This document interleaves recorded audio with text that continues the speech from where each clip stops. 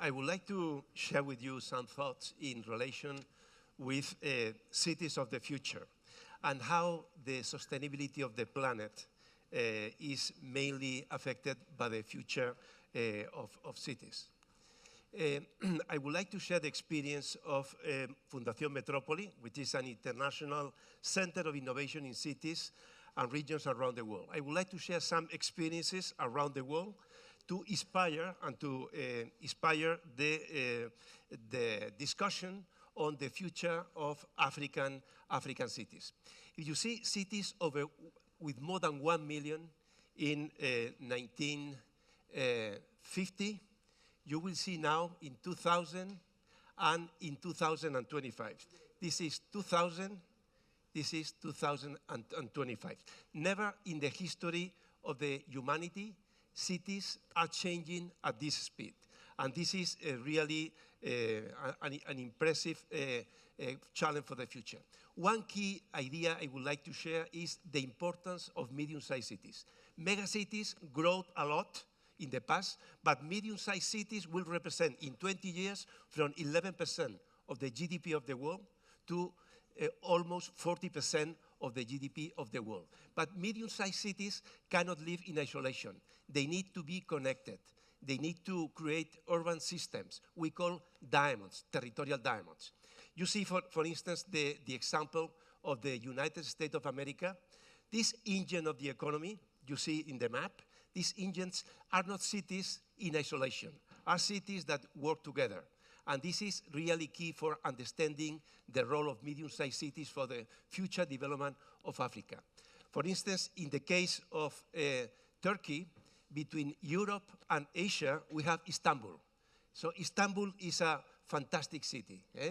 And Istanbul will never work in isolation, but connected with other cities. These medium-sized cities you see around Istanbul are growing faster than Istanbul. Bursa, in the south here, Bursa, 2 million people, is growing 10 times faster than Istanbul. Istanbul is 14 million people. So these urban systems are really key. In this diamond, almost 40% of the GDP of Turkey is happening. So the future of cities will be these diamonds, this system of cities that will work in collaboration of different cities. This is Singapore, for instance. Singapore is an incredible reference. Singapore is one of the most innovative cities in Asia, and Singapore is really working to create a living lab of experimentation of urban solutions, and is trying to export the future economic sector we call urban solutions. So Singapore is trying to attract companies, attract ideas, implement and selling abroad. This idea has been now replicated for other innovative cities like Yokohama, Copenhagen, Bilbao, but this is a very unique way for a country to experiment with urban solution inside. Singapore is not working in isolation, it's working in this Malacca Straits diagonal. This Malacca Strait diagonal now is inspiring high-speed train connecting Singapore and Kuala Lumpur. In the case of Europe, we have something we call the European diagonal. The European diagonal, you see cities that are really working together. In the center of the image, Madrid, Barcelona, Valencia, this is a diamond. This kind of thinking inspire really the infrastructure connection. Diamonds, infrastructure connection, and inspiring the medium-sized cities and the development of this territory. This is a new scale of thinking. One example, when you go to a smaller scale, is how cities can define their own profile for the future. You see the case of Bilbao. Bilbao, in the north of Spain, was a city of industrial tradition, and Bilbao today is totally changed in less than 20 years. Bilbao invested 10 times more money in cleaning the river than in building the museum, the Guggenheim Museum. It's really an amazing transformation. But Bilbao do not work in isolation. work together with other Basque cities we call Euskal Hiria, the Basque regional polycentric city. You see, high-speed train will reduce distance between the different cities in the Basque Country. And you see, for instance, Bilbao, that will be connected with the diagonal, will be connected with the center of Europe, and these new territories are the emerging diamond. Collaboration between even cities of different countries. Bilbao collaborating with Burdeos in France, Zaragoza. So these diamonds are the new scale of thinking. But diamonds do not have governance. So we need a new way of collaboration between different levels of the administration to give an answer, to give a response to the challenge of these new areas. I would like to finalize my presentation to share an experience we are developing now in Colombia, in the South America. We call the Colombia diamond. You see Colombia, and these are the exports of Colombia. In this case, we are working in this territory of the triangle we call the Caribbean diamond. We have 10 cities, 10 medium-sized cities you see in the image. So a diamond is an alliance. You see the president of the country working with the mayors of the diamond and also the development banks. So an alliance to work together is the concept of a diamond. And the diamond allows medium-sized cities to be integrated with the environmental system, like the coastal line, the Magdalena River. So these cities are the engines of the economy, medium-sized cities. No one city like that could be connected globally, could be relevant in the global context without working together when they are really small cities. You see, in this case, the river is inspiring the transformation. Colombia is investing $2 billion in navigability of the river to really connect different urban systems in Colombia. In the case of Colombia, because the conflict, the war, was impossible to build roads, to build trains, so digital technology is key to connect cities, to connect people, to connect universities. So this is very important, this concept of the digital diamond. This scale of thinking beyond traditional political and administrative boundaries is really essential. You see here, for instance, the poverty zone, areas with more concentration of poverty. Cities are not the problems. Cities are the solution. Where you have cities, you have less poverty. Where you have poverty, you have conflicts. You have the FARC, the guerrillas, are mainly operating in isolated areas in the more poorest parts of the city. So it is important that you can really consider the key components like the rivers. The river Magdalena will be an access, a backbone of development for logistics, for agriculture, and in the case of Colombia, the food production, las agropolis of Colombia is really one of the strategies. You see the agriculture today in the diamond and the potential of the agriculture in the future. Imagine in Africa the potential for agriculture. So in this particular case, we identified some points that are the agropolis, cities for the agriculture, cities that can provide services to develop the rural zone and the agriculture. This is an example of one of the agropolis we call, in this case, we call Monteria. So Monteria will be developed as a technology park of agriculture, universities, everything connected to give services to the agricultural zone in the surrounding. Another key component of this diamond is these two cities, Cartagena and Barranquilla, the metrópoli del mar. Cartagena and Barranquilla, if you analyze the environmental system of the cities, this is the inspiration for the design of the future of this territory. We call the metrópoli del mar. In the case of the metrópoli del mar, you have Barranquilla, you have Cartagena, a new train. So all these vision at bigger scale than the traditional city are key as a relevant components for the future. In this case, when you have a city with this critical mass, Metrópoli del Mar, you can have access to the Grand Caribbean and not only to the central part of Colombia. A container from Bogota to Cartagena, the cost is 3 times the cost from Cartagena to Shanghai. So it's impossible to develop industrial zone in Medellin, Bogota, but here you have access through Panama Canal, you have access to the international markets. Every city, again, you need to understand the environmental system. This is Cartagena, for instance. This is Cartagena and the environmental system. You see the roads, how it has been built, but these roads are radial, and the growth of the city is the congestion of the center. So in this particular case, we are proposing a new structure, new linear structure that will inspire really the Cartagena of the future. You see, in this case, you have the deep water port, the logistics zone, new city. So the idea of planning, give value, make the city more competitive, make the city more balanced, create more opportunities. So it is important for the future of cities in Africa to have a vision for the future and to have a leadership that can really allows for having integrated metropolitan area and integrated urban system. You see here the internet connection worldwide. You see Africa, you see Europe and United States, Latin America, and also Japan, Australia.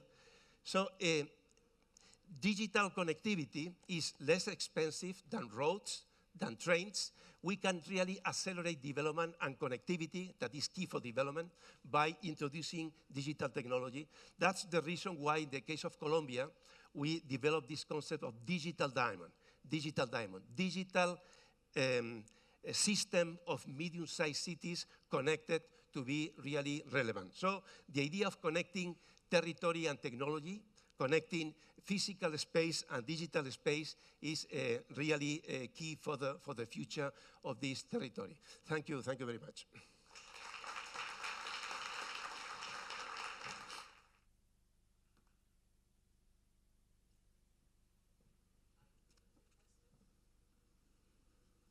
I don't know. Yes, thank you, Mr. Vergara. Thank you very much for this very inspirational speech about building smart cities and sustainable cities. You have set the scene for the next discussion, and since an image is worth 1,000 words, I invite you to watch this very short film, and then we get to the discussion with my panelists today. Thank you.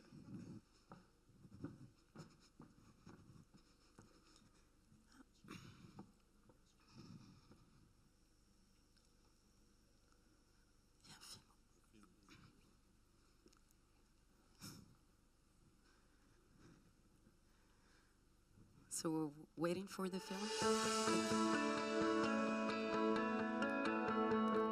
Cities are engines of economic expansion, and particularly for the African continent, which experienced an annual economic growth of 5% over the last decade. African cities have seen population numbers skyrocket, and the share of the African urban population will significantly increase in the upcoming decades, entailing many development challenges. How are sustainable cities emerging in the African context? How can smart cities respond to a growing number of challenges and issues related to water and energy management, mobility and transport, education, and public safety?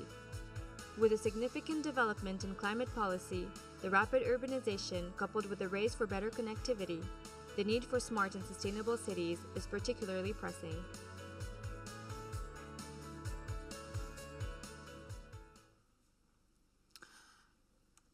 Ladies and gentlemen, my name is Khadija Ihsan. I'm a journalist and anchor at Medi One TV, an African-Moroccan TV broadcast. So I think that we are very fortunate today to have such distinguished guests that I call to get their seats on stage, please. So we're fortunate to have such distinguished guests who I am sure will help educate us to save the planet and to build the cities of Africa's future generations, and how to build these cities of the future, where digital transformation will be the very heart of Africa's sustainable development. Intelligent cities such as Marrakesh, Athens, or Byblos were conceived centuries ago without any data analysis or any other computer modeling, though through the sheer genius of their architects. Today, the urban population has tremendously grown, and as a result, dramatically affecting our environment. Africa is becoming an urbanized continent. The African urban population, which was about 36% in 2010, will increase to 60% by 2050. That means that the challenge of building cities that will host this growing number of population is not only a challenge, but an opportunity.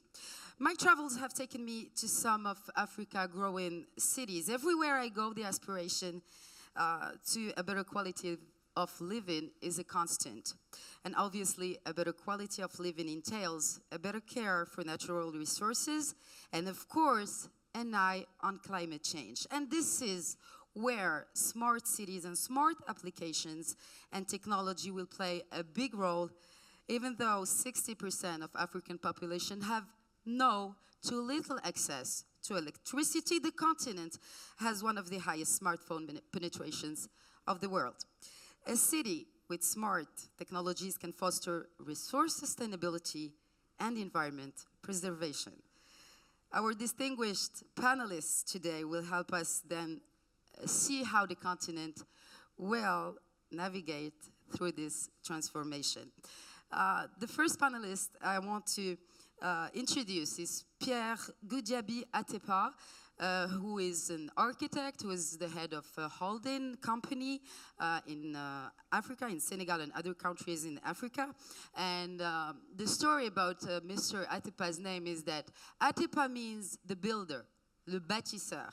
So my first question to the builder of Africa, as some like to call him, is how do you imagine a smart city or sustainable city taking into account the African,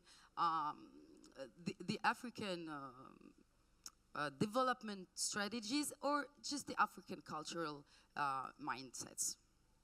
Bien, merci beaucoup. First, je préfère le dire en français. Il faut d'abord savoir que avec l'extension de nos villes, les villes nouvelles que nous sommes obligés de créer sont une grande chance pour l'Afrique. Les villes nouvelles sont une grande chance parce que si elles sont intelligentes, elles sont obligées d'être intelligentes. Vous me permettrez d'abord peut-être de dire deux mots sur ce concept de ville intelligente. On entend par ville intelligente une ville qui utilise intelligemment, bien sûr, les nouvelles technologies de l'information pour faciliter la vie des gens et également pour créer de la richesse. Donc, il faut d'abord savoir que c'est une grande chance pour l'Afrique. Pourquoi?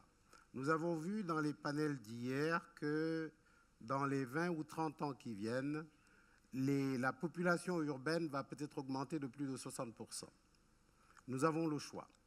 Ou nous continuons le chaos de certaines de nos villes, qui sont difficilement restructurables, compte tenu du fait qu'aujourd'hui, vous savez que pour mettre la fibre optique dans une ville comme Dakar, il faut pratiquement tout casser. Il est donc beaucoup plus facile et plus, j'allais dire, intelligent de créer de nouvelles structures. C'est ce que le gouvernement du Sénégal est en train de faire actuellement avec la ville nouvelle de Diamniadio. C'est ce que nous avons essayé de faire à Malabo en créant Malabo 2 il y a quelques années. C'est également ce que nous avons essayé de faire en créant Ouaga 2000 à Ouagadougou. Aujourd'hui, en dehors de Diamniadio, nous sommes en train de réfléchir sur la ville nouvelle du Lac Rose. Alors, les opportunités sont immenses et je voudrais prendre 2 minutes pour expliquer la viabilité économique d'une ville nouvelle. D'abord, il faut que les gens sachent que la création d'une ville n'est pas une utopie. L'ancien président de Mauritanie, quand il a décidé de créer Nouakchott. Il est venu avec sa tante il y a un peu plus de 60 ans. Il a décidé que c'était là. Donc aujourd'hui, si nous commençons à créer une ville, nous pouvons imaginer que dans 50 ans, dans 60 ans, elle sera aussi grande que la ville de Nouakchott aujourd'hui. Ça, c'est bien. Deuxièmement, il faut savoir qu'il existe des instruments de financement de ces villes nouvelles, parce qu'on a beau rêver, on a beau avoir les dessins qu'on veut, les schémas qu'on veut avec d'éminents architectes, mais si vous ne savez pas comment le financer, croyez-moi, c'est le chaos. Alors, c'est là où c'est intéressant, parce que vous pouvez, avec le foncier, faire des effets de levier et financer vous-même votre ville nouvelle. Je vais vous donner une petite anecdote, je pense que ça ne prendra pas trop de temps. J'avais fait un voyage avec le président au Qatar, on a fait quelques jours, au retour, il m'avait laissé 24 heures, je reviens, il me dit, alors qu'est-ce qu'on fait avec les Qataris? Je lui dis, excusez-moi monsieur le président, on les attendra pendant 3 ans, ils feront des va-et-vient, ils ne feront rien. Ça c'est la mauvaise nouvelle. La bonne nouvelle, c'est que nous n'avons pas besoin d'eux. En structurant nous-mêmes notre foncier, en prenant par exemple, et c'est ce que nous allons essayer de faire, 1000 ou 2000 hectares au Lac-Rose. Aujourd'hui, le foncier au Lac-Rose est de 10 000 francs le mètre carré. Si vous demandez aux Sénégalais de faire de l'épargne et pour 1800 hectares ou 2000 hectares, vous avez à peu près 200 milliards de francs CFA tout de suite. Ça vous permet de commencer la ville. Et ces 200 hectares-là, ces 200 milliards-là vont être 2000 milliards dans 5 ans. Et avec des effets de levier que les financiers qui sont dans la salle connaissent mieux que moi, et je suis sûr que mon ami qui sourit fait la même chose actuellement, vous pouvez lever les ressources qu'il vous faut pour créer la ville nouvelle. Voilà. So, yes, since you introduced Mr. Karim Lermiche, who is the general manager at Société d'Aménagement de Développement de Mazagan, de l'OCP, which is the Construction and Development Corporation at the OCP, Mr. Goudiaby just talked to us about a very important point, that is, we can build a whole new city that is smart, and that, I do believe, is the very heart of your project. Thank you. Thank you. Le projet de pôle urbain de Mazagan est un projet un peu différent parce que bon, on démarre quelque chose de nouveau. La chance qu'a ce projet-là, c'est qu'on est entre deux grandes villes millénaires qui est Ezmour et El Jadida, qui se tournent le dos. El Jadida regarde un peu sur le sud, Ezmour est recroquevillé sur El Beb, et ce projet nous permet d'avoir un petit pôle d'équilibre pour pouvoir dialoguer. Et comme on a vu tout à l'heure sur le film et sur la présentation précédente, on a cette armature-là qui va faire vivre un peu les deux populations des deux villes. Et donc c'est un projet qui démarre, disons, de rien. Et parmi les premières choses sur la partie Smart, nous avons, avec le plan d'aménagement, nous avons démarré aussi un plan d'aménagement numérique sur l'ensemble du territoire pour que tout soit pris en compte dès le départ, pour ne pas avoir, comme a dit notre ami, à casser par la suite ou à rêver de choses qui sont structurellement très difficiles à envisager par la suite. Donc, sur notre projet du pôle urbain de Mazagan, nous avons entamé cette réflexion dès le départ. Et bien entendu, tous les aspects qui concernent, disons, la population première, parce que c'est une population qui va être très jeune et qui va atteindre à terme à peu près 134 000 habitants, c'est de tenir compte de tout ce qui est au niveau technologique, bien entendu, tout ce qui est information, tout ce qui est santé, tout ce qui est éducation, dès le départ, et on s'adosse à un pôle académique de référence sur la région. Donc ce sont des atouts qui vont nous permettre tout de suite de démarrer le projet qui est dans sa phase finale aujourd'hui. Je pense que dans quelques semaines, le projet va démarrer. Donc ce sont ces aspects-là sur lesquels on revient très souvent, les compteurs intelligents dans les domiciles, les gens peuvent voir contrôler leur consommation, les aspects, disons, d'architecture et disons, un petit peu orientés vers la partie écologique, vers la partie, je dirais, assez intéressante en termes d'écocité. Donc ces aspects-là sont pris en compte dès le départ. Et une chose très importante, la maîtrise d'œuvre, c'est disons, attaché avec le GESA Studio dès le démarrage des travaux, en accompagnant, en faisant des arbitrages avec les autorités, parce que c'est une guerre en permanence, surtout quand il s'agit de deux villes qui existent et on se projette tout de suite dans des équipements, dans disons des grilles urbaines. Et là, disons, le système est un peu difficile à faire bouger. Mais bon, on a quand même des experts qui nous accompagnent sur ça. Et je voudrais juste un dernier point sur cet aspect-là, on en a parlé un petit peu, c'est qu'on a le prototype de ce projet-là, avec l'aide de GESA et de quelques experts, même sur les négociations de financement, ils viennent avec nous, donc vers les banques et vers d'autres institutions, pour un peu expliquer et rassurer, disons, le comportement maintenant de développement durable. Ça rassure un peu plus les banques parce qu'on prêche beaucoup de choses, mais bon, nous, on est plutôt orientés, on cherche de l'argent. Et quand la technique suit derrière, ça rassure un petit peu ces aspects financiers qui sont très importants de nos jours. And since Mr. Larmiche has mentioned the cooperation with GESA, Mr. James Moore, there is the design principal at Jacobs Engineering, is here today with us.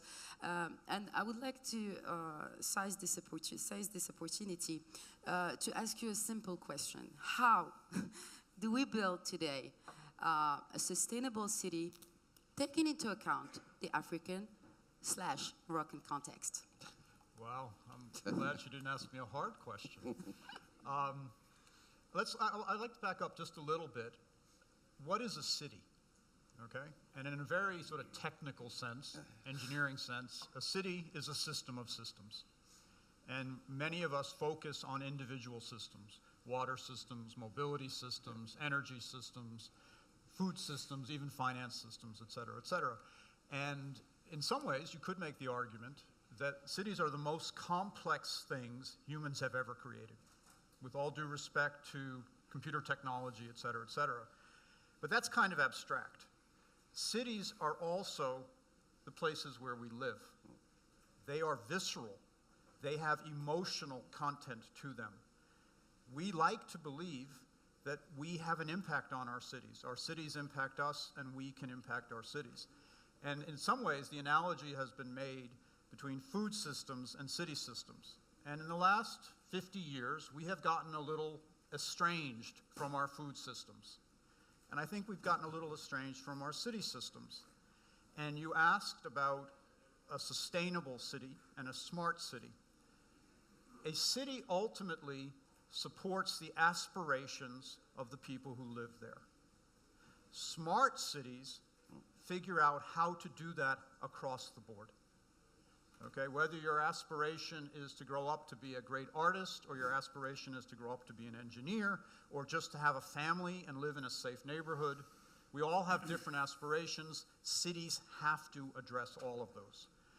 There is a problem right now that the term smart city has been co-opted by the technology industry. And if you listen to advertising, they will tell you it's about autonomous vehicles, it's about the Internet of Things, it's about sensors, ubiquitous sensors everywhere, smartphones, and all of those are pieces of the answer. But ultimately, the role of a city in the 21st century is not that different than the role of a city, you mentioned Athens 2,000 years ago. It is the world we have created for ourselves. And we can never, I think, forget the citizen aspect of that world. And so the challenge for a smart city is how to integrate everyone into the equation. Now, historically, we did not live in cities, we lived in villages. Okay? Rome finally got to 1 million people and collapsed because of the infrastructure, and it wasn't until the 19th century that London got to 1 million people. Now, our previous presenter showed an example. We're up to several hundred cities of over 1 million. That'll continue to grow. I think he made a more important point when he showed, he called it the diamond in, and I've had the opportunity to go to Cartagena and Barranquilla and Santa Marta and the other cities in Colombia, and in many ways, I think Colombia is a very good reference for what people are trying to do here, because it is a city with an older imprimatur, a country, I mean, that in many ways did not reach its optimal state or its optimal capacity and is now starting to do that. And the opportunity here for the African cities, if they are truly smart, is not necessarily to look to the European cities, which may be seen as 19th century models, or the American cities, which are probably 20th century models. The opportunity for Africa is to define what a 21st century city is, okay? And in some ways, you saw that map he showed, that very impressive map of the lights at night. And most of the lights are in the northern hemisphere. The southern hemisphere, and that includes South America, with the exception of some of, like Australia, is pretty dark. That's opportunity. And the opportunity of a smart African city is to optimize the best of the new technologies, the Internet of Things and autonomous vehicles and computer technology, but to combine it with an understanding of history, what has worked. Athens has been around for 2,000 years. Something has worked there, and as you said, they did not have computers, they did not have high technology. Understanding that every city is different because every city is in a different location. We're beginning to come to understand that now with resilience. You simply cannot ignore the natural environment, as we're discovering. I mean, many cities in the developed world are having to rebuild, which is inefficient in some ways, because what they built previously is now threatened.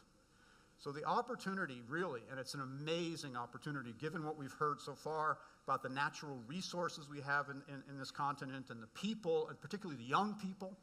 Whenever I work on a project, we try to get teenagers and young children involved because we know that to do a good project will take 20 years at least. And so the 12-year-old who wants a skate park will, in 20 years, be the 30-something-year-old who will be having a family and looking to buy a house and get a job. So you always have to keep that, the notion from yesterday of paying it forward is intrinsic in thinking about a city. A sustainable city pays it forward continually. Yes. So the opportunities are enormous. Thank you for having me here. This has been unbelievable, and I look forward to the discussions that we have. And I'm sure we'll go further, more opportunities to discover, as well as challenges. Oh, yeah. So that we can maybe go into the very heart of this discussion, that is the feasibility as well of sustainable cities, taking into account, as you just mentioned, climate change. Mr. Mohamed El-Mrini, you're the general manager of Eagle Hills. That is, for the people who don't know, a leading luxury real estate company, and that is a developer of new city hubs. So now we're not talking about just smart cities, but city hubs. How do you define, or do you think that there is an opportunity to build a hub with other cities, just like the diamond model we just seen with Mr. Vergara? Thank you. I'm very glad to be with you today.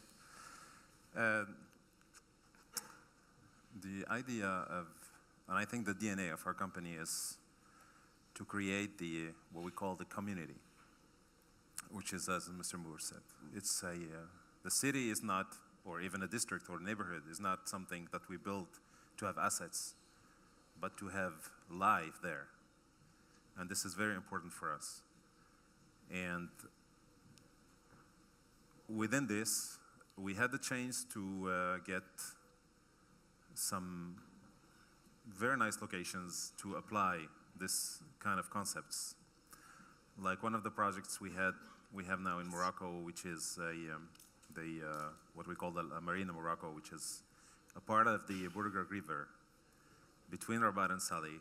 And I meant to say between Rabat and Salé, because here we have a very historical problem within this region, where we have two cities that are only separated by only a river. Means it's a one community, but for centuries they lived separately, and they were designed separately, and they were organized separately. And there was the idea of His Majesty to say, okay, let's make something that will bring these two cities together and try to live and to erase this physical boundary between the two cities. And here comes this Valley of Bourg-Greg development, which we have one part of it. And the idea within this development is to create this link between these two cities, and especially that we are located exactly between the two old cities of Rabat and, let's say, on Salé and Rabat, to be chronological. And that led me to something very important about community, which is we have very, very diversified models in Morocco.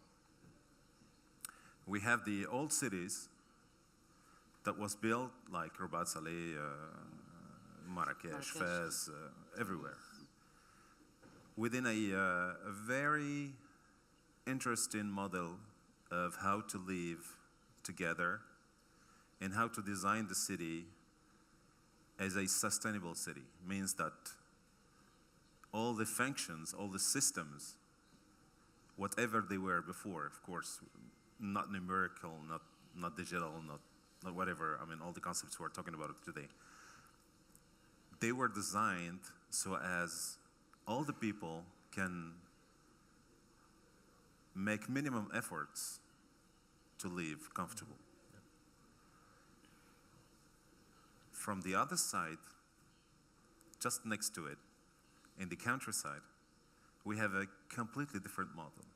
And I've been studying this a long time ago when we were designing water supply systems for rural areas.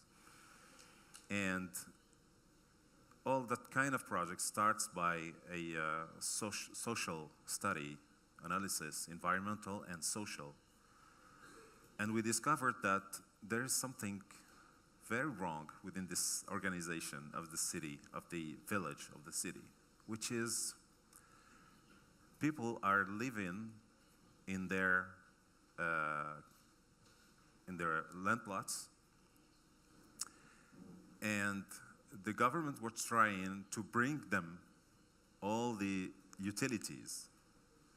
And I'm talking about water supply, but of course electricity, health, schools, everywhere.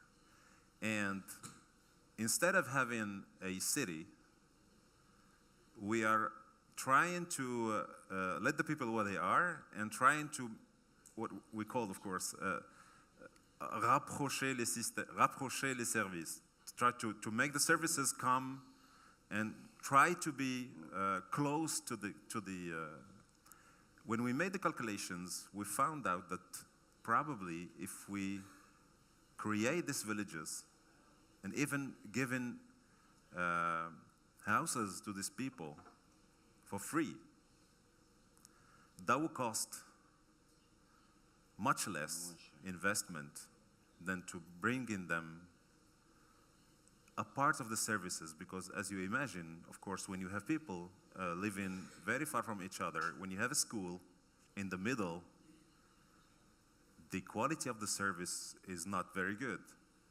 And we saw it everywhere. I mean, children are spending their time just walking to the school, hours a day.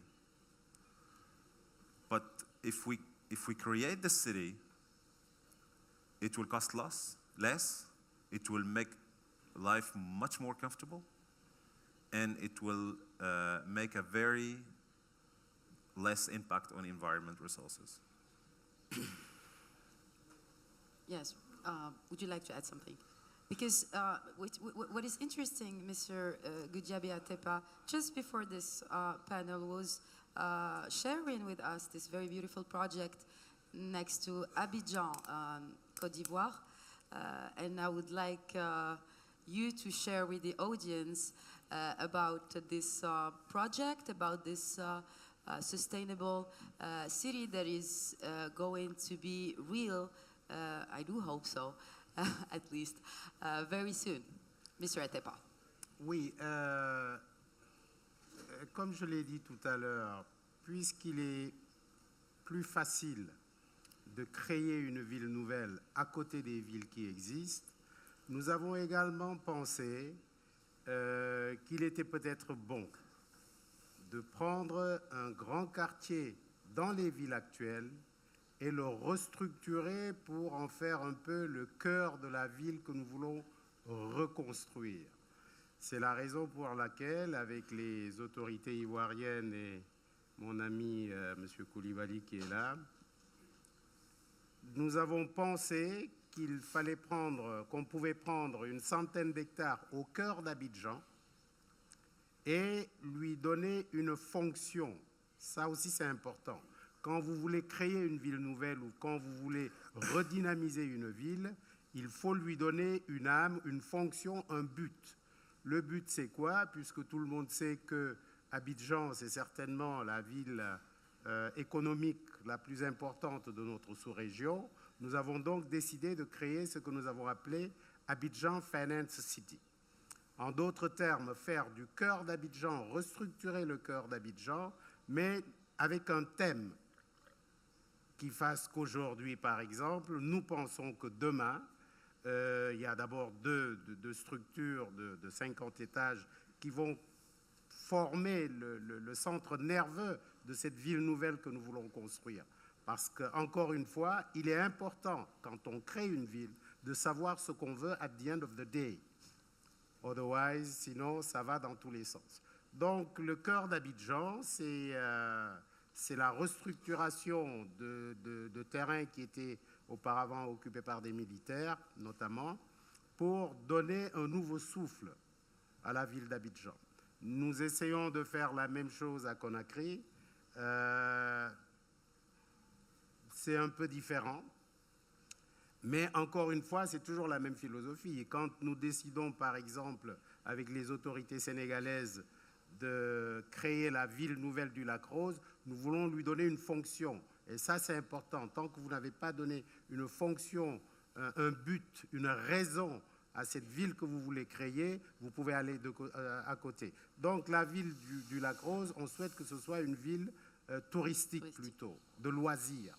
Et là, il serait bien qu'avec nos amis marocains, par exemple, que nous puissions avoir une coopération peut-être plus soudée dans ces domaines-là. Parce que ce n'est pas normal, et je termine par ça, que vous ayez 10 millions de touristes et que vous ne puissiez pas nous enfiler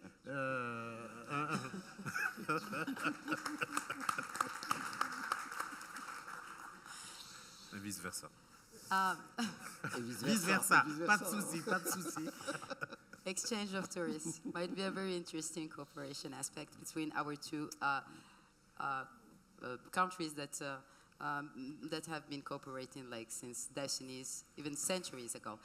Mr. Larmiche, since Mr. Goudiaby mentioned the role of this new city of Abidjan, or next to Abidjan, this new smart city, what is the role and the objective of the pôle urbain de Mazagan? Is it a touristic, as he mentioned, or maybe other role? Disons l'attractivité, parce qu'il faut une attractivité, il faut qu'il y ait une thématique autour de ce nouveau pôle urbain. Le groupe OCP développe autour de ces territoires une certaine conception des choses, surtout autour de l'éducation et de l'innovation. Donc, sur la partie Mazagan, donc proche d'El Jadida, qui se trouve à 80 km de Casablanca, nous avons notre site chimiquier qui est à Jof Lasfar. Donc, bien entendu, l'attractivité qu'il va y avoir, il va y avoir une université avec une thématique qui est de la chimie. Donc, il y a cet aspect académique qui est très important pour notre groupe et pour la région, parce qu'il faut développer des compétences pour cette région-là, pour que les gens aussi du bassin du Grand El Jadida bénéficient un peu de cette nouvelle dynamique. Donc, une des attractivités de ce territoire, c'est la partie recherche et développement et innovation, bien entendu, puisque ça va de pair. Donc, on est en train de développer ce pôle de compétences qui va être autour de la recherche et développement. Ça fait une attractivité. Deuxièmement, on a la chance d'avoir maintenant un nouveau parc d'activités internationales qui s'est installé sur le site du pôle urbain. Donc, nous allons le compléter avec un palais des congrès et avoir une offre globale sur une ville intégrée où il y a les équipements nécessaires au niveau éducation, au niveau santé, au niveau sport aussi, parce qu'il y a du sport aussi qui va être installé, pour avoir toute cette attractivité et avoir une thématique de destination. C'est ce qu'on disait tout à l'heure, si on fait un quartier, si on fait quelque chose, il faut qu'il y ait vraiment une attractivité, une certaine marque, on va pour faire quelque chose. Maintenant, sur le pôle urbain de Mazagan, il y a le savoir, la recherche et l'innovation. I would like to ask Mr. Moore a question about some of the challenges, especially the use of resources such as water and energy. Taking into account these challenges as well as mobility, transport, some of the challenges you've been mentioning before, how can smart cities respond effectively, efficiently to these kind of challenges? It's a big challenge. It absolutely is. As we know, cities tend to use resources more efficiently than more dispersed areas. I mean, there's more people, more concentration, more density, so we become more efficient. At the same time, cities use massive amounts of resources, and there's the ancillary issue that they create lots of waste. And so the challenge is, how do you deal with the issue of waste? We're working on a project now where the idea is to design essentially a closed-loop city, where you do away with the idea of waste. Everything that would be previously considered as waste becomes in some way, shape, or form a resource. This is an area that is limited in water, so you have to be incredibly efficient with that. It has lots of land, it has opportunities for agriculture, it has opportunities for, say, solar energy. I mentioned earlier the movement from, say, large, unified generation, distribution, transmission systems to much more smaller, more dimensionally appropriate. The idea of going from a central grid to a microgrid, which could be fed by a combination of uses that could be small-scale hydro, as we heard earlier, solar, wind, geothermal.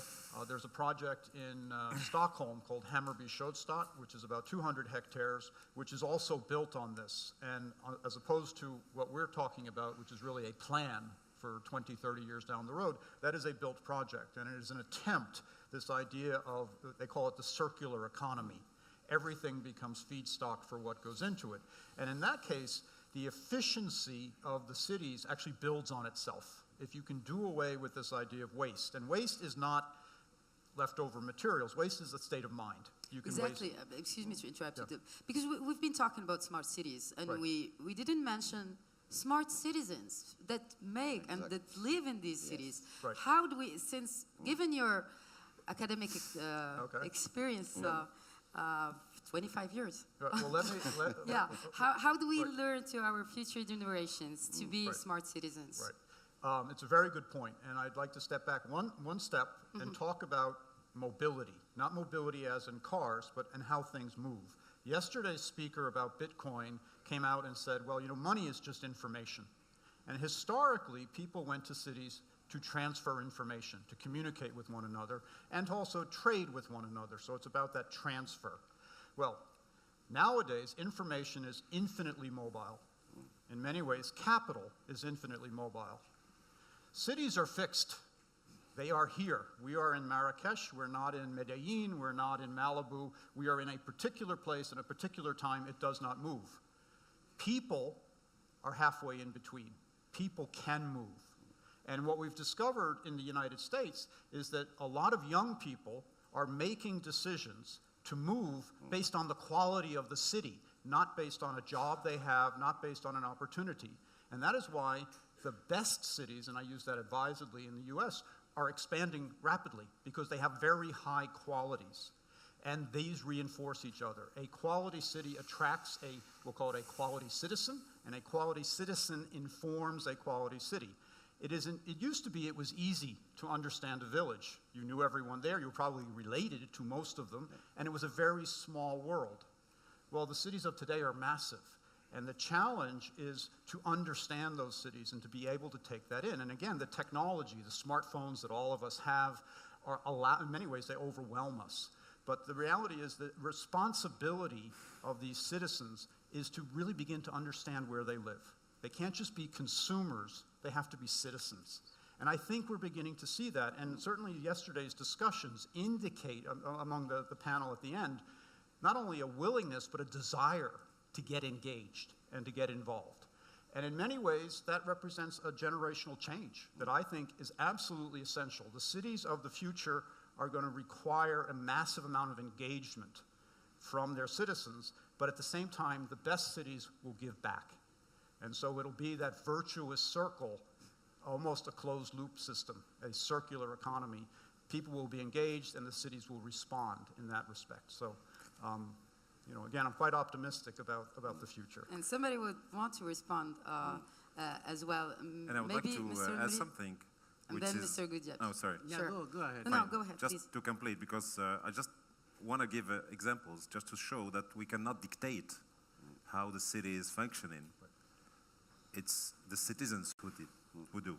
Because, look, just examples. We have let's take Casablanca, for example, and we have fancy neighborhoods, and then you have people coming from the rural area or the suburbs and organizing as their lifestyles. Like, for example, making the weekly souk. Yes. Just in the middle of the fancy street or whatever you want, is the citizen who is defining how the city works. And that leads us to many things. Education, cultural background. Yes. Mr. Goudiaby? Oui, je crois que votre question est fondamentale. Surtout quand on a écouté les jeunes gens hier et quand on sait que les nouvelles technologies peuvent nous aider à mieux participer dans la vie de la cité. C'est la raison pour laquelle nous sommes en train de travailler sur ce que nous appelons la mairie virtuelle.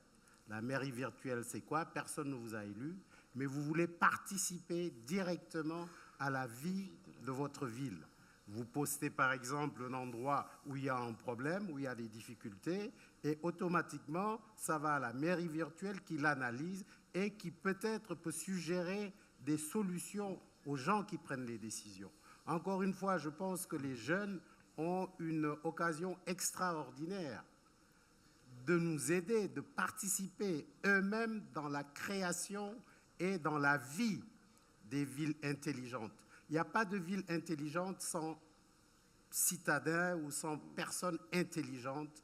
Et le tout est d'organiser tout ça pour que ce soit quelque chose qui puisse faire avancer l'humanité et ne pas le retarder. Quand vous voyez les jeunes aujourd'hui avec Facebook, ils s'envoient des images pour rire, mais on doit pouvoir s'envoyer des images pour participer à tout ce qui se passe dans la cité. C'est le reproche que je fais aux jeunes, y compris mes enfants. Ils sont là à vous envoyer des trucs tout le temps, mais on ne vous envoie pas des choses qui puissent faire avancer le débat, qui puissent faire avancer la société. Et je terminerai par quelque chose d'important pour ne pas l'oublier.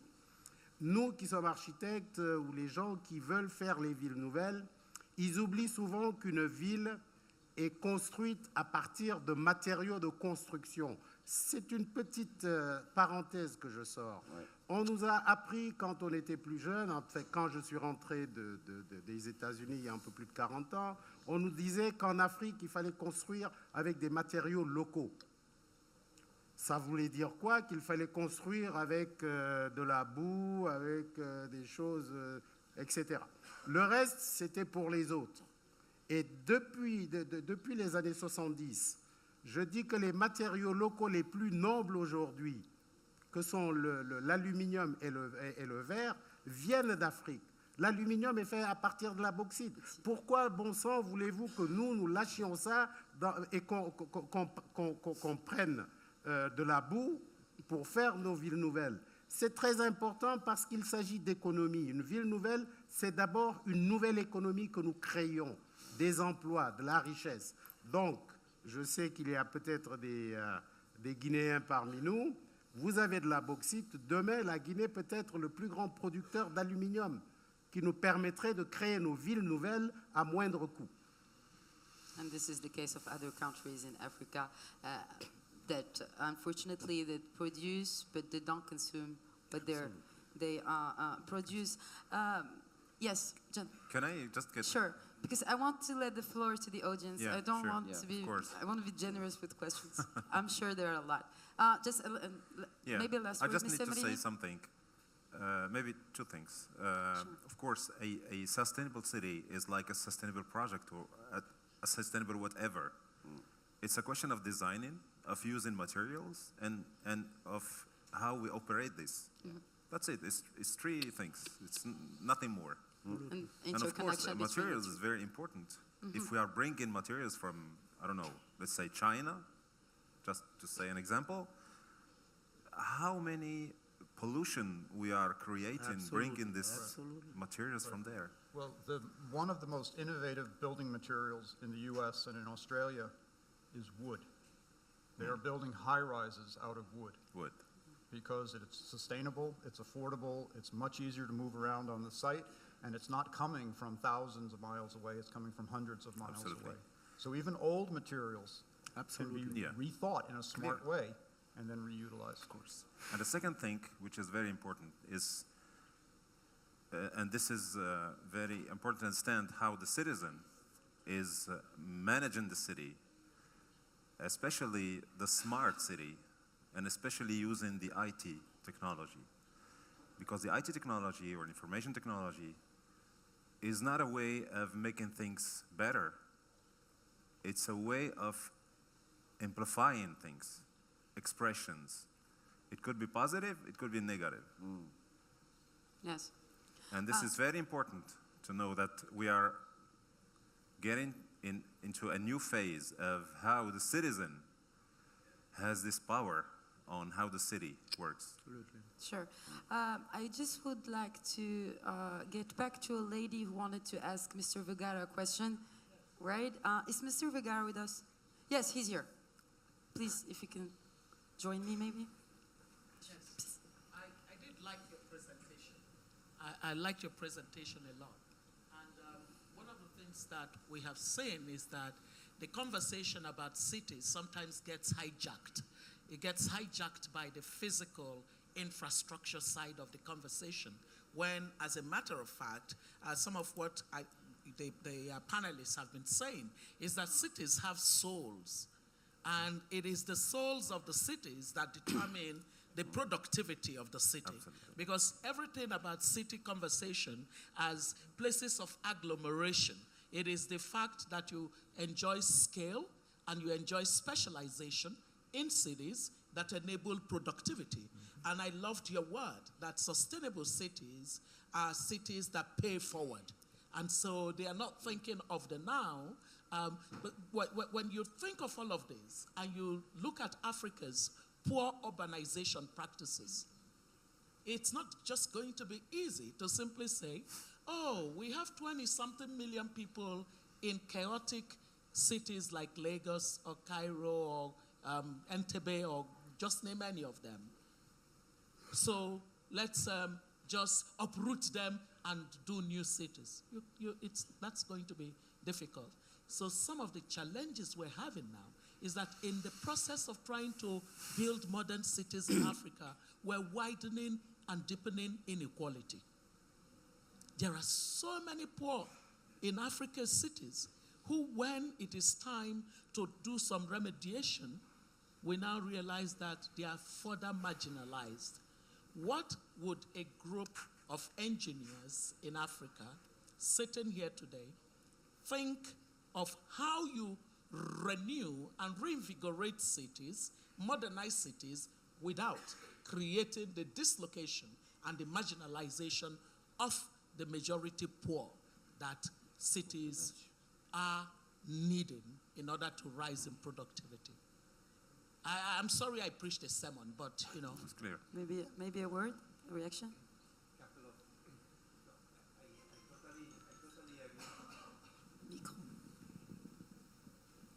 I totally agree with your comments.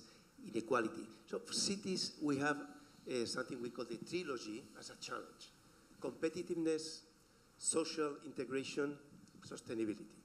In my opinion, in the future, mega cities will have more difficulties to face this trilogy that it will work in system of cities. Medium-sized cities can have a better balance between social integration, sustainability, and competitiveness.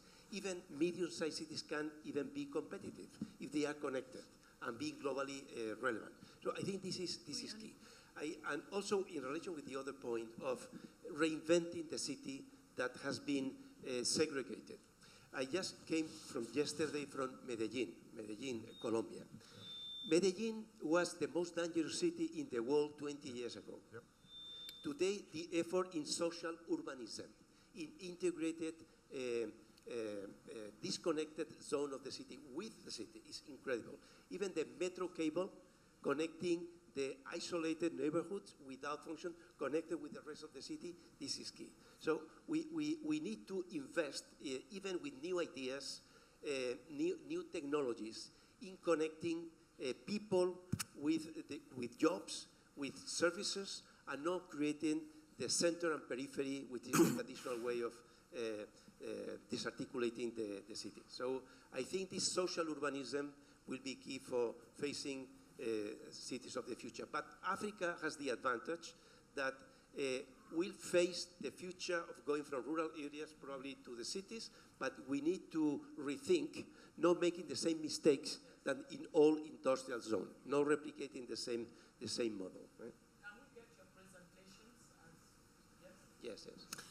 I would like to share with you some of the questions that I just got from the application. So I will start with the positioning of a smart city that is based on its connectivity as mobility. How do we shape cities with poor infrastructure or inherited infrastructure that isn't conducive to being a smart city? And that, I think, is complementary with what just been said by Mr. Vergara. I think Mr. Moore wants to answer to this question, please. If you think about it, mobility is really more about access than it is about movement. You go from point A to point B because I have to go to work.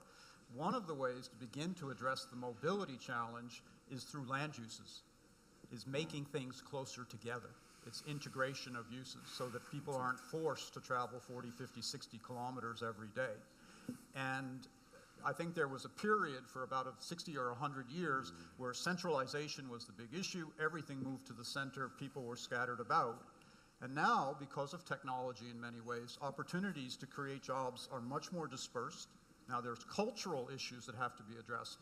But the reality is land use, zoning, how we actually integrate uses can have a huge impact on the need to move around as much as it does. I mean, it's sort of bringing the uses to where the people are instead of forcing people to have to move throughout the region. Exactly.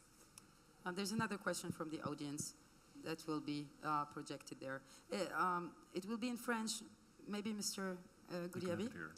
Est-ce qu'il n'y a pas de réflexion sur des villages intelligents au niveau du milieu rural, bien sûr qui s'adaptent au contexte des petits villages et centres en cours de développement? Est-ce qu'il n'y a pas de... Est-ce qu'il n'y a pas de réflexion sur des villages intelligents? Il y en a. Nous sommes, par exemple, notre groupe s'intéresse à beaucoup de choses. Je me décris plus comme un architecte du développement que comme un architecte. Nous sommes en train de travailler sur ce qu'on a appelé Agropolis Mali.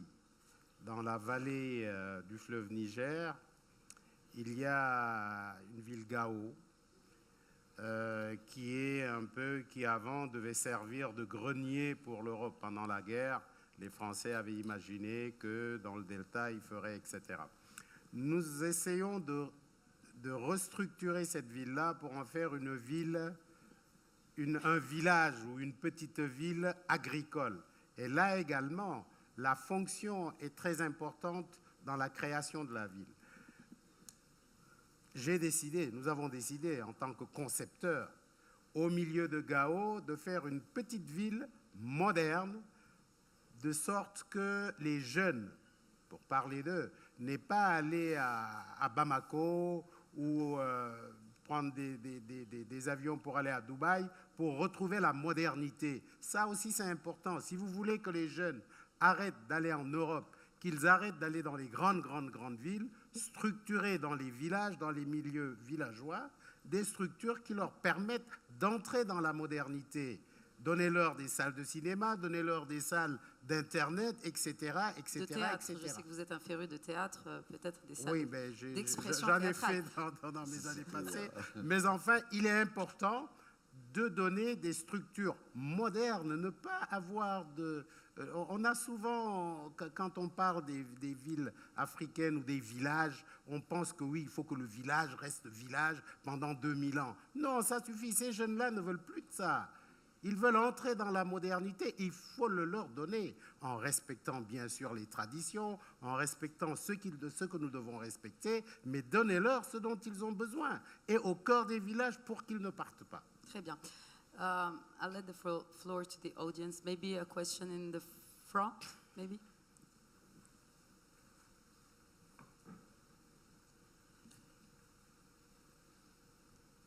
Hello. We're talking about building cities. Everybody here is part of the game.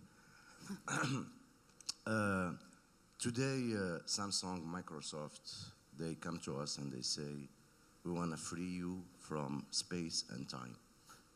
And when they say that, they mean creating mobility and connectivity. When we talk to planners that are working on cities, and they're talking about mobility and connectivity, is a different concept. So the approach of a smart city is confused in between the two. Today, a planner, either on a governmental agency or through a developer who wants to invest money in a city, is faced with the challenge of the collaborative economy. Today, in Paris, Accor lost 20% last year of its business to Airbnb. Airbnb doesn't own a wall, and they took in 20% of the hotel services. So imagine if I come and I propose a master plan with 6 5-star hotel, 5 years down the road, Airbnb will take over, and I will have my hotels and my debts. So that's the smart city.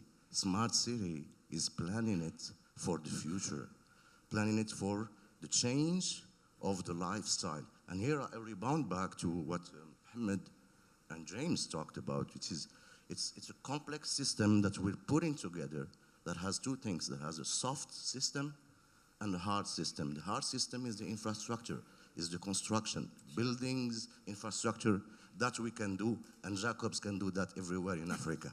So we have no problem to do that. But the most challenging part in building a city is being prepared to the change. Since yesterday, we were talking about the entire transformation that we're living. The new generation that is pushing and pushing to get through. The think and the unthinkable. The unthinkable is the collaborative economy. I thought he was to say something. Okay. It's Airbnb that is taking 20%. It's Uber that is taking the taxi and the public transport. So those are very important. And the last thing, so I don't monopolize the microphone, through my experience, I lived through 2 new cities. When I say new cities, which means an open plot that had nothing and that was built. One was successful, the other one never took off. The one that took off was Celebration. That's next to Disney World Land in Orlando. Celebration is about 300,000 people. Started in 1998. I was part of it. Not alone, of course, with another consultant. Yeah. The second one is Arabian Canal, 2 million people. In Dubai, in 2008, the master plan said we're going to build 2 million people city with an airport, with a Jebel Ali port, and with a water canal. And it was gonna happen because it was designed for tourists. The new cities we wanna build them for residents, for people that are gonna have a lifestyle, they're gonna live there, raise their kids, belong there, it's their land. It's a different approach. So usually building cities, we don't do it today, we plan it today, and we build it through the future. Thank you. Thank Sorry you. for being long. Thank you, sir. Any reaction, or maybe we take another questions? The lady in the back there, please.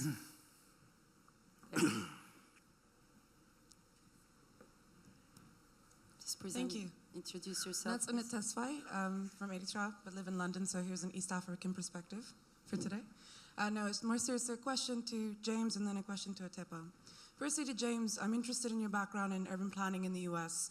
We've seen that the US has gone through these cycles of draining the urban centers as people move to the suburbs and now coming back. So as that capital comes back, piggybacking off of Dr. Obi's question about the urban poor and fostering inclusive city growth, Right. what lessons would you tell Africa about avoiding gentrification, where you displace the poor population to forgotten in very remote areas where their economic power is marginalized as well, and they're left in these dire situations? Secondly, also, I'm not sure how much work you've done in the developing world, but when I was planning years ago, I noticed a growing trend. I think Teresa Caldera calls it the fortified city. So her thesis was you have pockets of the first world and the third world. You had, from her Sao Paulo home, noticing these securitized cities with gated communities, and then the urban poor living around that. Again, how can we move past that? As you say, Africa can build a 21st century city rather than the houseman-led 19th century principle or the automotive vehicle-led plan from the US in the 20th century. For Mr. Atepa, you were talking about building pockets of modernity within smaller villages so that the youth are not motivated to migrate abroad, perhaps even across the Mediterranean. I think oftentimes we think about modernity in the sense of what is a Western ideal. I say that because I travel around the world and kind of like the fortified city concept, I see the same prefab constructions in every city. If I close my eyes, I wouldn't know if I was in Johannesburg or in London or somewhere else in the US. So how can we create an African modernity so we're not just photocopying what we see abroad and building something that's more interactive, because the built environment does shape our social interactions, right? It can constrain it or it can make it more conducive. So what is that hope for Africa in the future?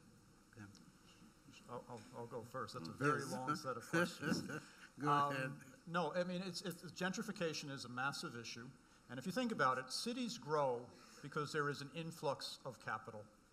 Gentrification is, in fact, an influx of capital. It's individuals voting, saying, this is a desirable place, I would like to be there.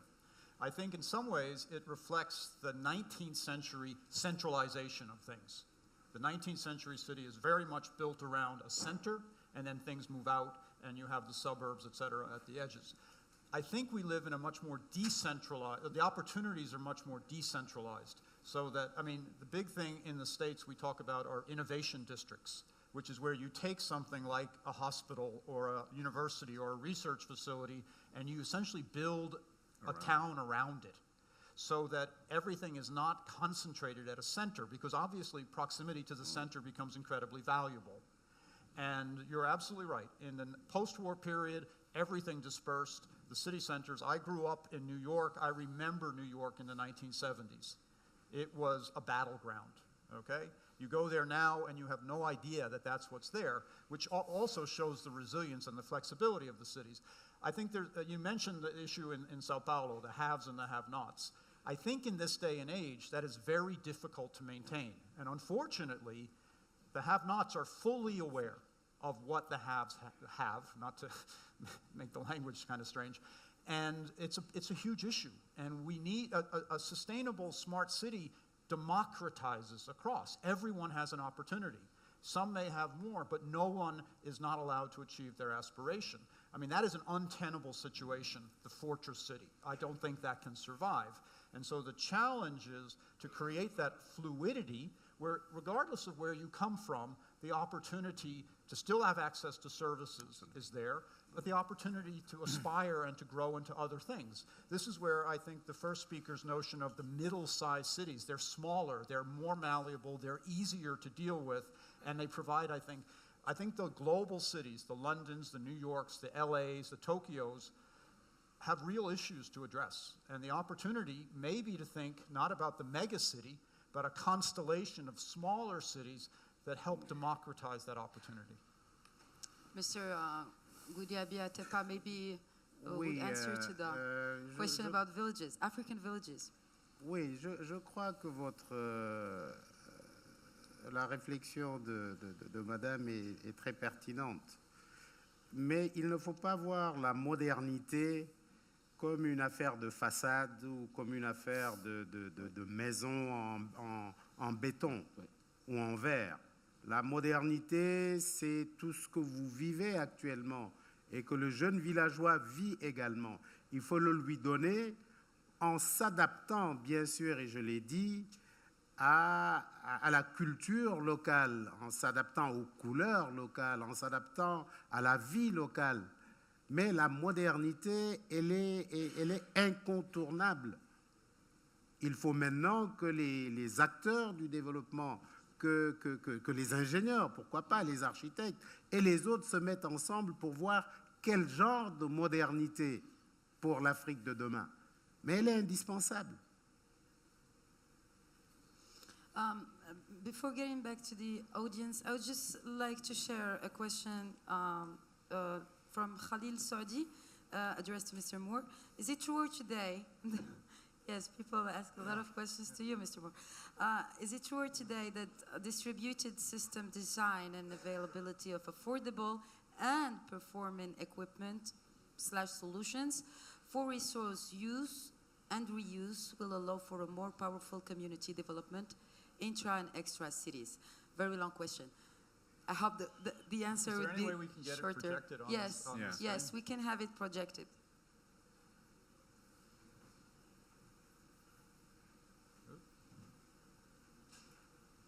Okay, maybe we'll. Oh, there we go. There we go. Yes.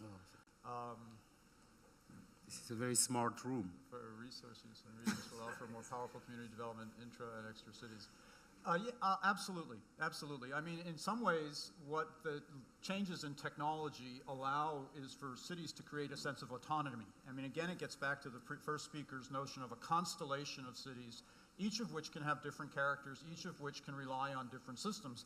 I mean, what we're looking at with respect to water is how do you reduce waste of water? I mean, you have to have access to it, but then you can recycle it, recirculate it, continue to use it. It's a precious resource.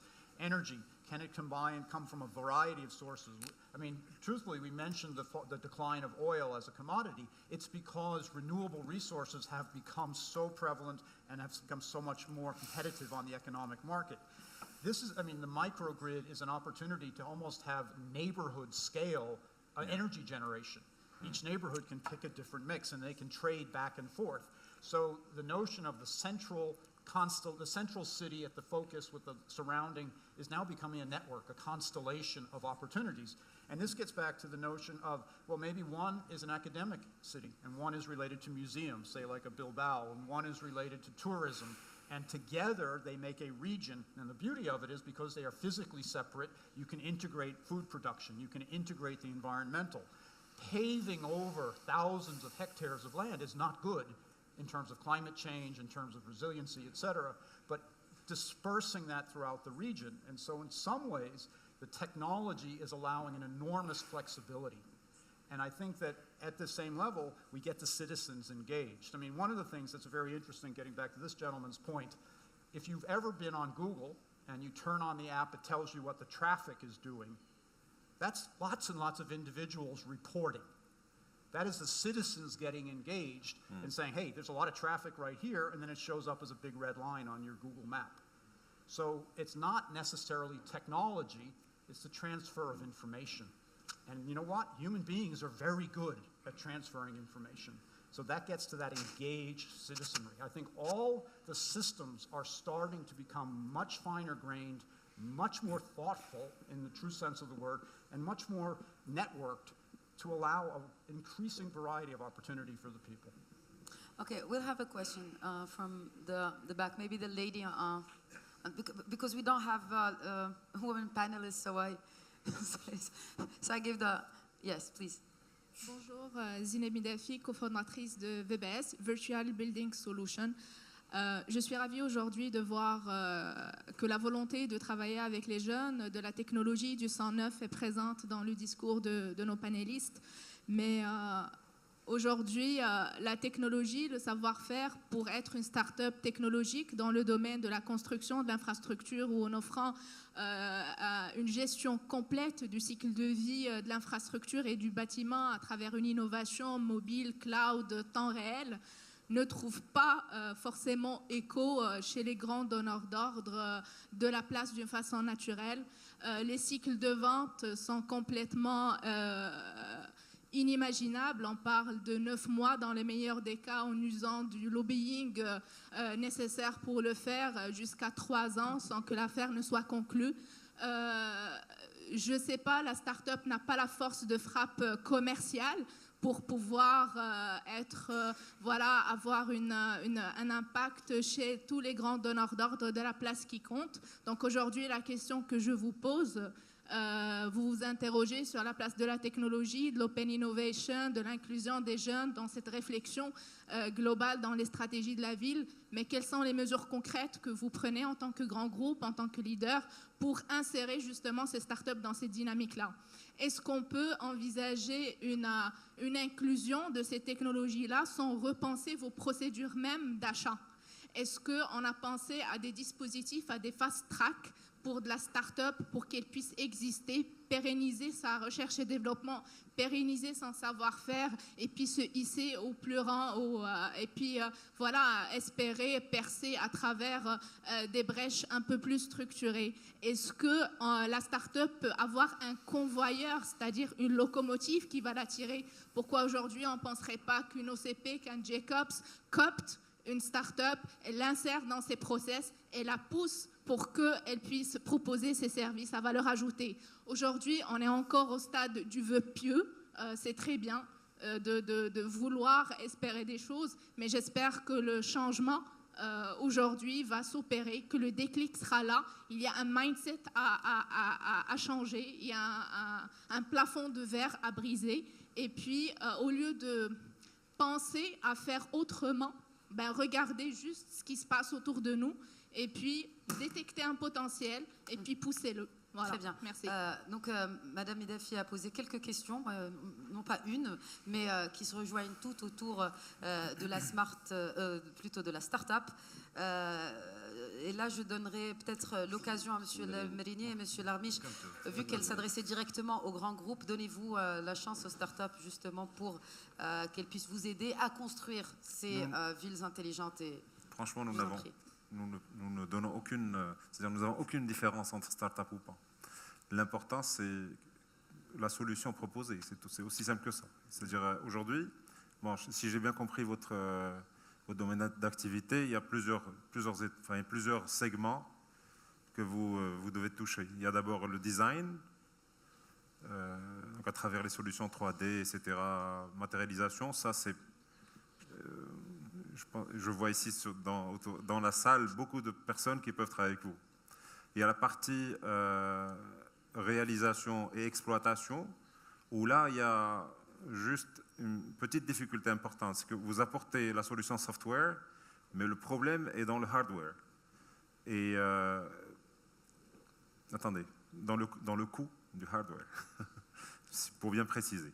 Et ça, jusqu'à présent, il va falloir qu'on puisse introduire, c'est-à-dire on s'est posé bien sûr la question, parce que l'impact en termes de service est très très bon, est excellent, sauf que le coût d'accès à la technologie reste aux yeux, pas du développeur, mais du client final, élevé.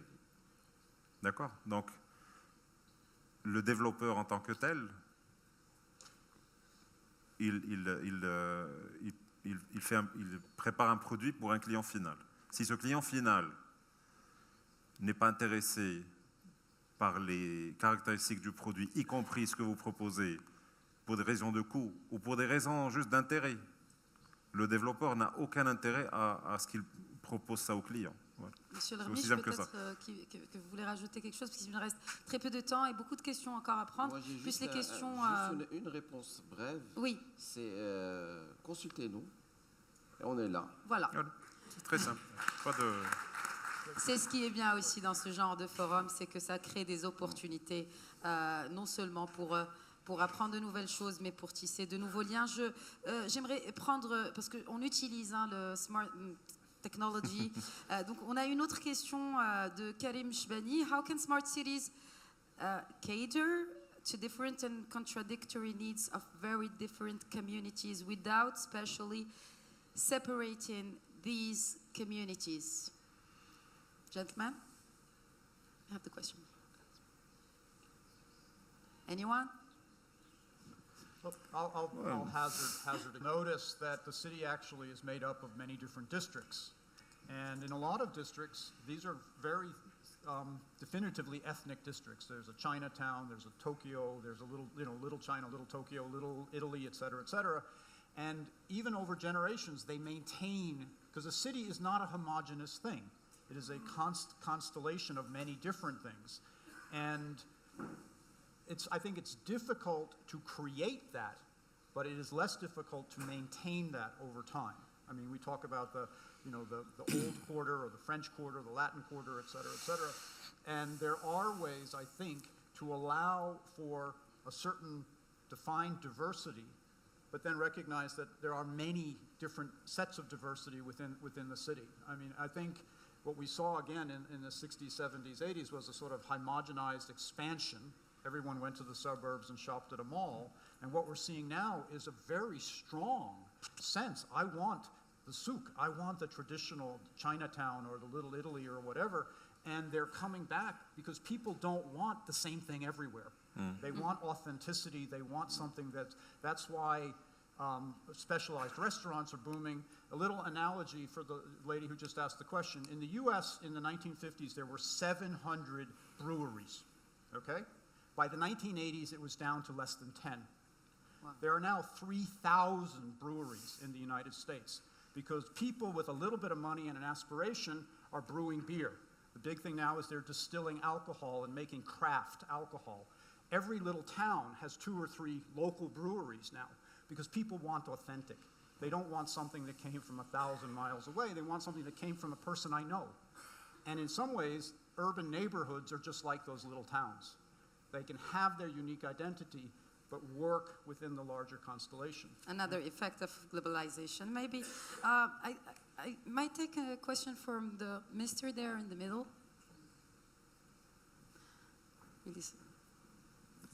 Very short question, please, because we're running out of time. Thank you. Mon nom est Moussanji Fouamba, je suis de l'École polytechnique de Montréal.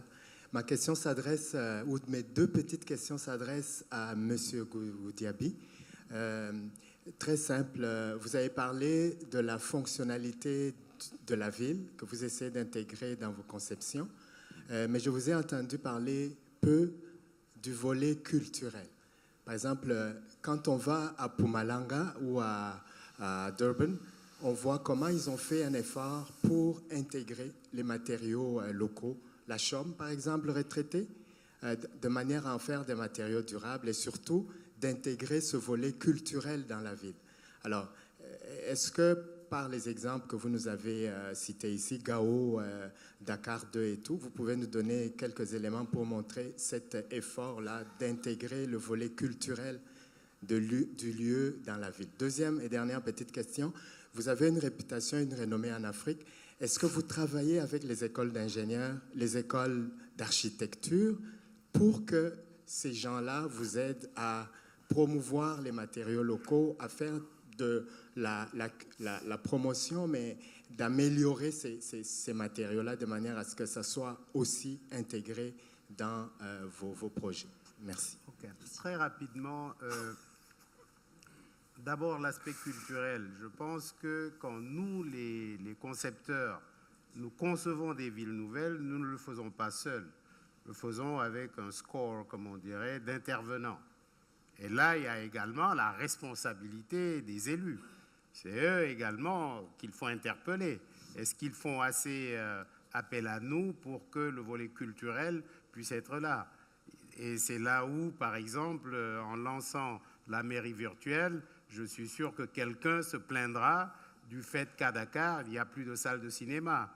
et que les Sénégalais qui sont là savent que je vais en parler, que la corniche est en train d'être prise, au lieu d'être un lieu commun où tout le monde doit converger pour avoir des activités culturelles. Vous avez de grands pontes comme, je ne veux pas dire mon ami le ministre qui me regarde, qui ont des villas sur le DPM.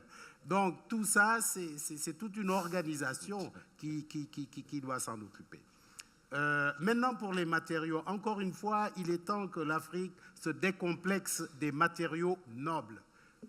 Quand je le dis, je sais pourquoi je le dis, parce que je pensais qu'au début, on voulait nous laisser dans une espèce de ghetto de matériaux de construction, que ce qui est moderne n'est pas à nous. Non, ce qui est moderne vient de nous. Donc, il faut se l'approprier. C'est tout ce que je dis. Ceci dit, il faut que je ne le fais pas assez, j'avoue que, bon, je ne veux pas dire que mon calendrier ne me le permet pas, mais j'aurais bien voulu donner un peu plus de temps aux écoles, aux universités, etc., pour que nous puissions travailler ensemble. Mais maintenant que je vais bientôt prendre ma retraite, je pense que j'aurai le temps de le faire et de le faire avec beaucoup de plaisir. Par contre, il y a un sujet, madame, que nous n'avons pas abordé, si vous permettez. Brièvement, monsieur Atepa, parce qu'il nous reste très peu de temps. Malheureusement, on ne peut pas prendre toutes les questions. En deux mots, c'est important. Vous savez que, comme je vous ai dit tout à l'heure, nous sommes dans les nouvelles technologies et nous voulons lancer des satellites. Nous allons en lancer un, j'espère, très bientôt. J'attendais que vous fassiez non, mais nous allons le faire. Pourquoi? Parce que la ville intelligente, c'est également le e-commerce, e-education, parlons-en, e-medicine. Donc, la ville nouvelle doit avoir tout ça. Aujourd'hui, en tout cas demain, quand on ira à la ville nouvelle du Lac-Rose, si vous allez à la clinique, c'est pas, vous allez être en direct avec les laboratoires de New York, vous allez être en direct avec les laboratoires de l'hôpital américain de Neuilly, etc. C'est ça également, c'est amener tout ce qui est disponible dans le monde entier à une place, à un spot, au coin le plus reculé, à Gao par exemple. Et pourquoi pas, jeune homme? Vous savez, quand on va faire la ville agricole moderne de Gao, eh bien, à partir de l'hôpital de Gao, quand on va prendre quand on va vous mettre l'appareil pour voir votre poule, eh bien, c'est peut-être de l'université de Washington qu'on va vous répondre. C'est ça la ville nouvelle également. Cet aspect-là est extrêmement important. Je vous remercie. One very last question to the Mr. in the back, please. Right there.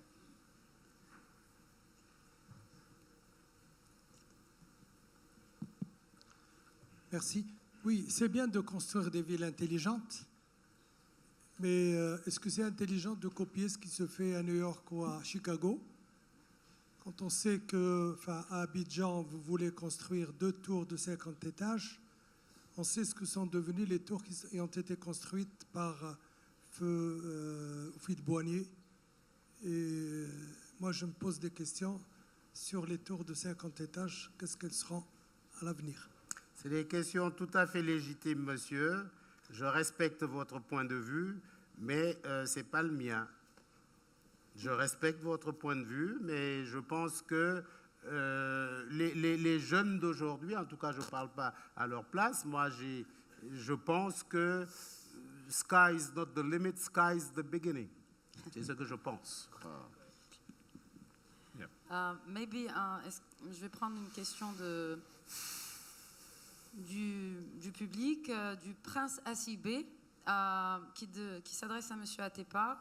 Le schéma de construction de villages modernisés au sein d'une ville pour des jeunes avec pour fonction les nouvelles technologies et autres points d'attractivité pourrait empêcher la mobilité de ces jeunes vers les grands centres urbains. Ne pensez-vous pas qu'il faut rajouter d'autres fonctions pour que cela marche? Merci. Il me semble que vous avez répondu tout à l'heure à cette question, mais peut-être... Oui, on a déjà répondu. OK. Alors, est-ce que des études ont été faites sur l'impact de ces villes sur le mode de vie du citoyen?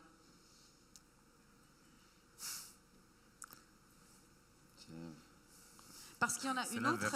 Est-ce que le point de départ ne devrait pas être de demander aux citoyens quelle ville ils souhaitent et ensuite demander aux Absolument, architectes c'est d'y clair. répondre avec l'aide de l'offre technologique. C'est toujours le cas. Bien hein. sûr, c'est C'est toujours le cas. toujours, C'est toujours le cas. Et les nouvelles technologies permettent de le faire. Quand je vous parle de mairie virtuelle, c'est que tout le monde on peut designer la ville nouvelle ensemble, il n'y a pas de souci.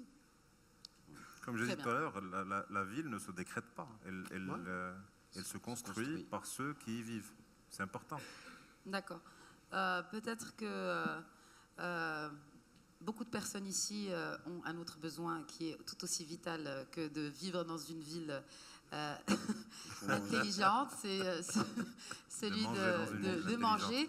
En tout cas, on a beaucoup appris avec vous, messieurs, aujourd'hui au sujet des Smart Cities. Bien sûr, la réflexion est toujours d'actualité, sera toujours d'actualité dans les années à venir. Je vous remercie pour ces échanges. Je remercie Monsieur Vegara qui nous a fait une très très belle présentation, très inspirante en tout cas. Je remercie l'audience.